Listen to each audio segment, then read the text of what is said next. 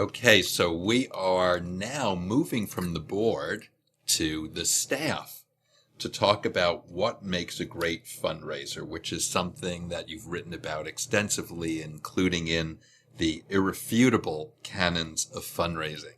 So I know there were 12 in there. Maybe you can tell us what your top ones are or reflect back on them. Yeah, gladly. When I talk about great fundraiser, I'm not talking about the manager of a fundraising office. That takes different qualities. I'm talking about the person who goes out to ask for the gift. That person, what leads everything else is integrity. When I started this, and at the time, there was nothing really written about what makes a great fundraiser. And there really still isn't. What are the characteristics, skills, and talents that make a great fundraiser? And I made a list of 102 characteristics. Wow. And put them on 3x5 cards. Some of your listeners will remember what a 3x5 card was. Exactly. Then I had a group of consultants that I felt very positive about to go over my list. And they honed that list down to about 18.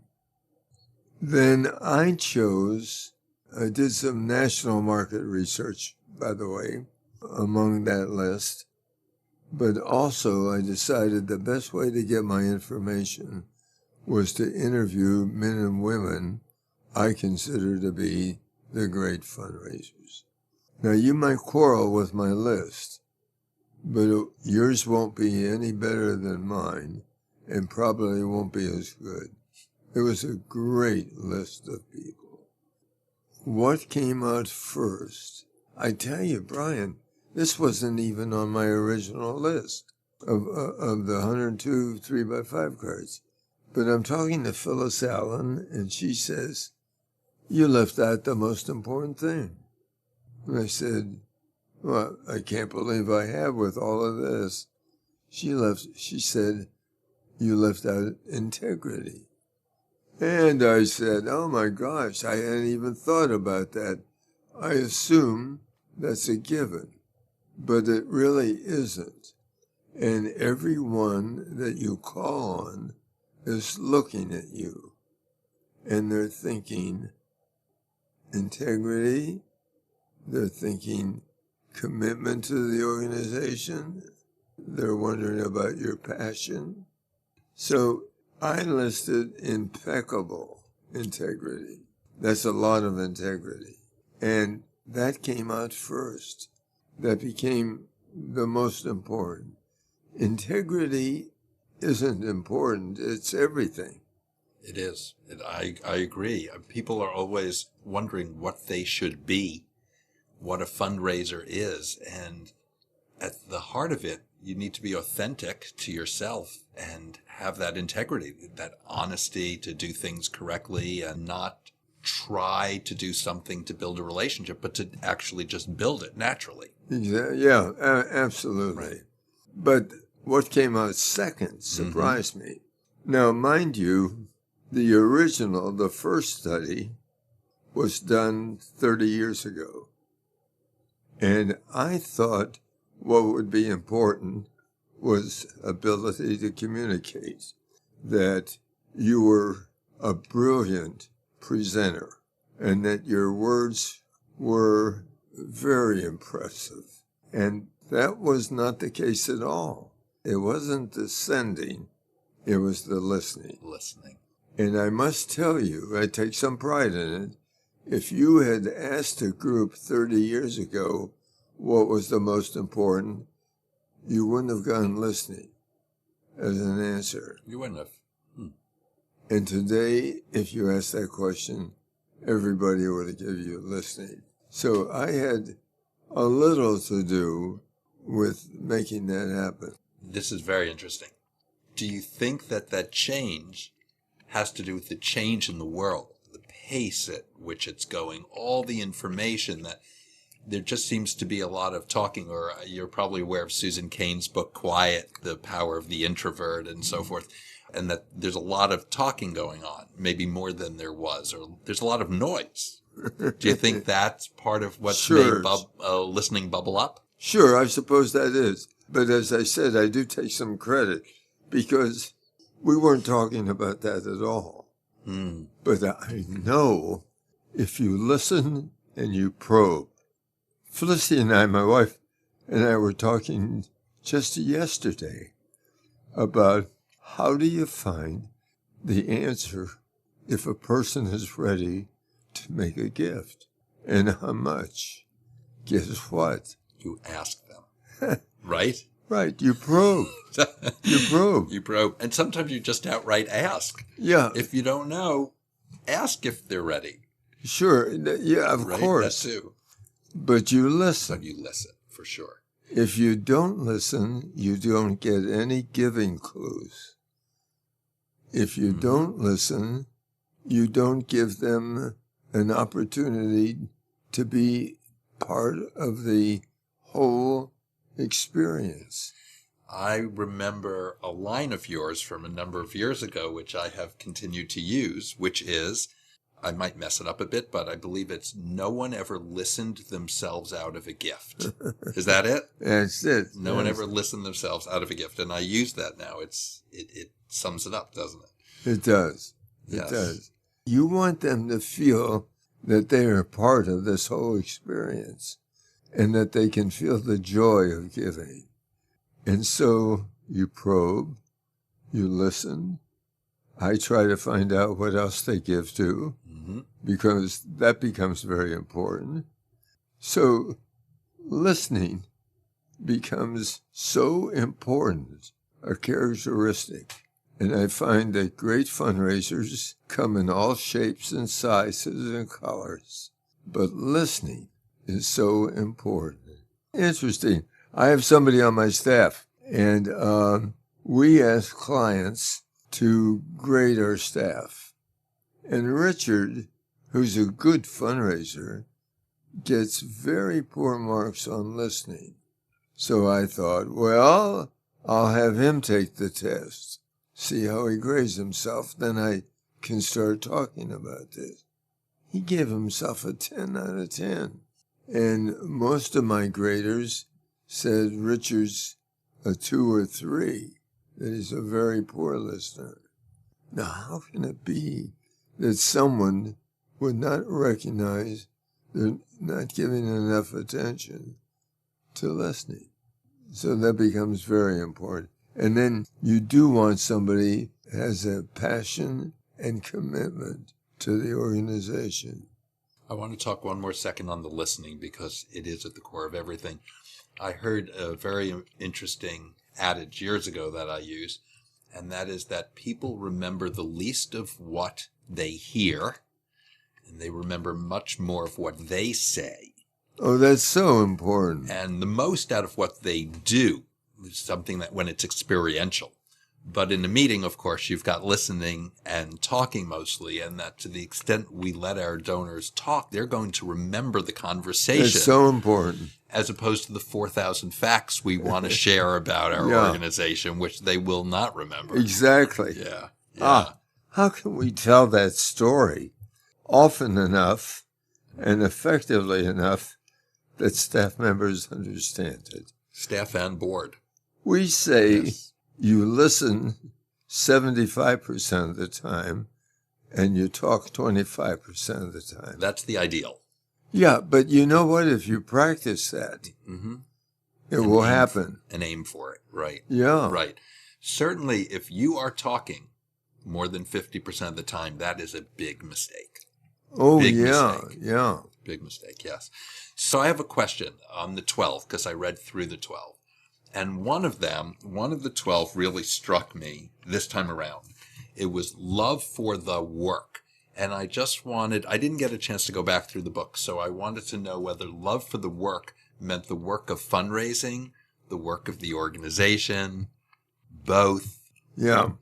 I think a person ought to bring passion and commitment to the organization.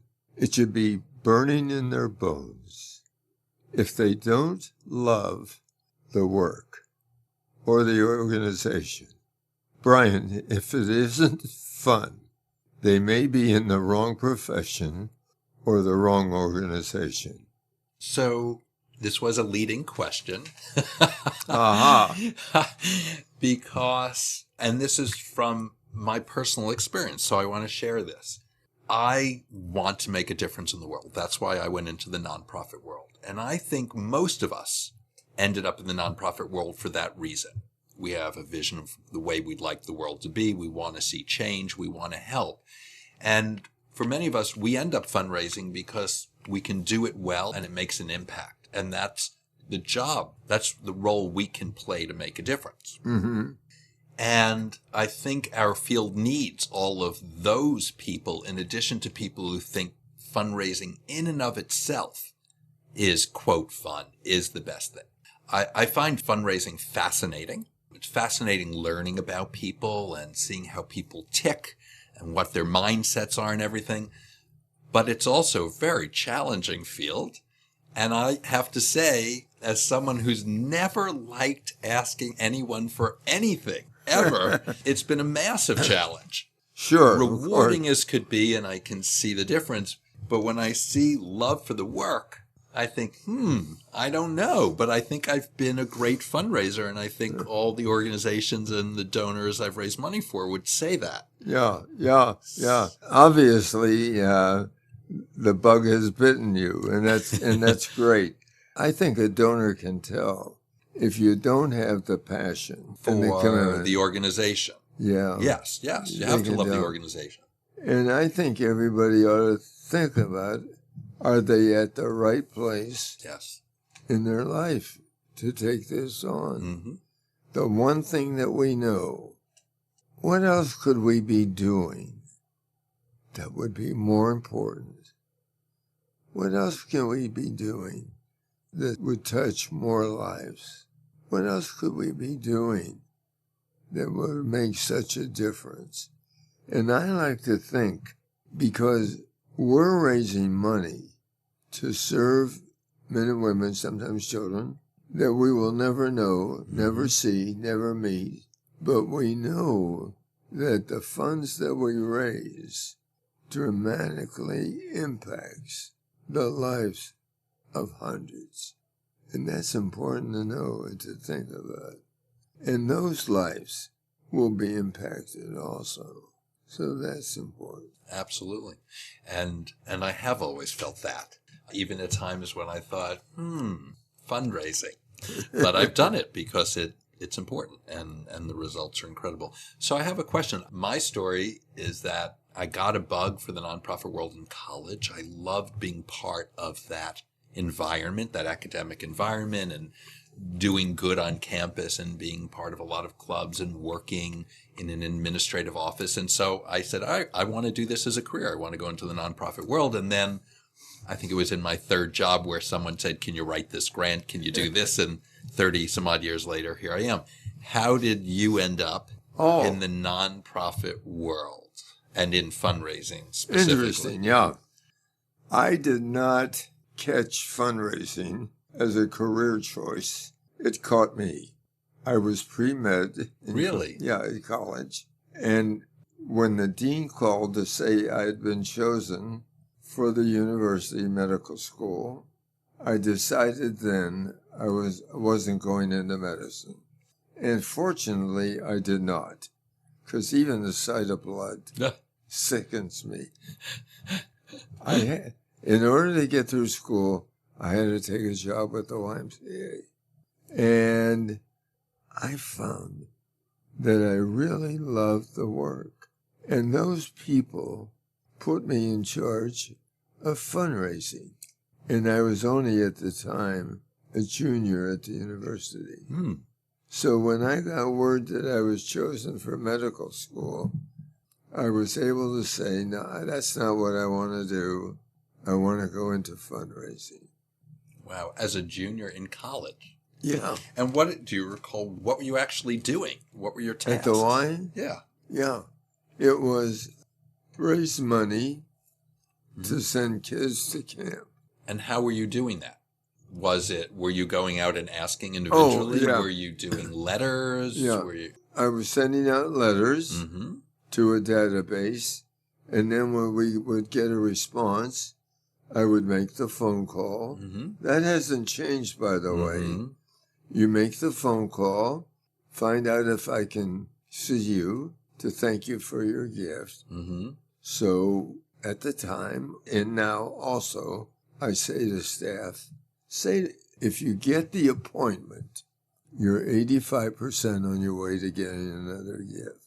One of the rules of our business is it's harder to get the appointment than it is to get the gift.